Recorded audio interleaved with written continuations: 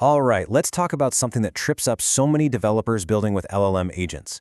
You're trying to figure out how to get data to your agent, and you're just hit with this wall of acronyms. MCP, REST, Markdown. Which one do you use? I've seen teams waste so much time debating this, so I wanted to just cut through the noise and give you the kind of direct advice I wish I had gotten early on. I mean, you've seen this, right? You open LinkedIn and some thought leader is yelling that MCP is the future and REST is dead. Then you pop over to Hacker News and the top comment is that MCP is a completely over-engineered solution for a problem that doesn't exist. And of course, on Twitter, someone's just like, I'm just using llms.txt. It's a mess, and it's no wonder everyone's so confused. And all that noise leads people to ask what seems like a totally reasonable question. Okay, so which one wins? Which one is the best? But here's the thing. That is absolutely the wrong question to ask. This isn't a battle royale where one protocol comes out on top. That's not how good system design works. The question a senior engineer is actually asking is, for this specific job, which tool gets it done with the least amount of pain and complexity down the road? It's all about trade-offs. So, with that in mind, let's actually meet these three contenders. We're not going to focus on the deep technical specs, but on the one thing that really matters. What is each one actually optimized for? What job was it designed to do? So first up is MCP, the Model Context Protocol. The key words here are stateful and discover. Think of MCP as your choice for a really dynamic back-and-forth conversation with an agent. The connection stays live, and the agent can ask things like, hey, what tools do you have for me right now, and then use them. It's built for those complex situations where the set of possible actions is huge or it's changing all the time. Next, we've got good old REST, the reliable workhorse of the internet. A REST API is stateless. It's designed for one single, well-defined job, like get user data or update this record. But here's its secret weapon.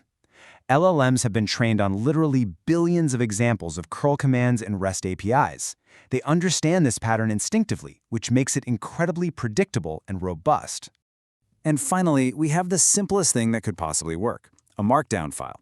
You might see it called llms.txt or something similar. This is just a static piece of text you stuff into the system prompt at the beginning of a session. There's no live connection, no protocol. Its job is just to provide stable, unchanging context, like your API documentation, your company's support policies, or a list of key terms. It's simple, cheap, and honestly, way more powerful than you'd think. Okay, so now we know what they are. This is where we get to the heart of the matter. Because when you choose one of these, you're not just picking a technology, you're picking a set of trade-offs. And every trade-off has a cost. And this table just lays it all out so clearly. Look at data freshness. MCP and REST are live, right? Markdown is frozen in time. What about the interaction? MCP is all about discovery, REST is for fixed actions, and Markdown is just read-only context. We're going to talk more about token cost, but just glance at debuggability. A simple curl command for REST versus parsing complex JSON-RPC logs for MCP. Every single one of these rows represents a choice with real consequences for your team. Now, let's talk about the cost that nobody puts in their marketing materials, the token cost. This is huge. To get a pretty basic MCP setup working, you might burn through 10,000 tokens just to describe the available tools, and that's before the user has even asked their first question. Compare that to a REST endpoint, which might take, 100 tokens to describe? You are paying an enormous upfront token tax for MCP's dynamic discovery, so you better be damn sure you actually need it. And that cost isn't just in tokens, it's in your developer's time and sanity. Picture this. It's 3 a.m., something's broken in production. If you're using REST, your debugging starts by just copying the curl command the agent ran and running it yourself. It's simple. With MCP, you're probably digging through a mountain of JSON-RPC logs, trying to piece together the state of this long-lived, complex session. Which one sounds like less of a nightmare? So, if each one has these major pros and cons, what on earth are you supposed to do? This is the big reveal. This is the secret. The best, most robust systems, they don't choose just one. They layer them intelligently. This right here. This is what a mature, production-ready agent architecture looks like in the real world. Think of it like a layered cake.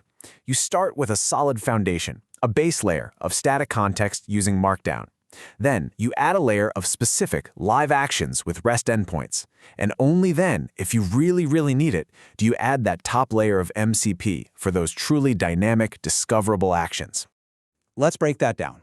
Your Markdown file is the blueprint. It teaches the agent the fundamental shape of your world, your API surface, your core concepts, the rules. The REST layer is its control panel. It gives the agent a set of reliable buttons to push to act in that world.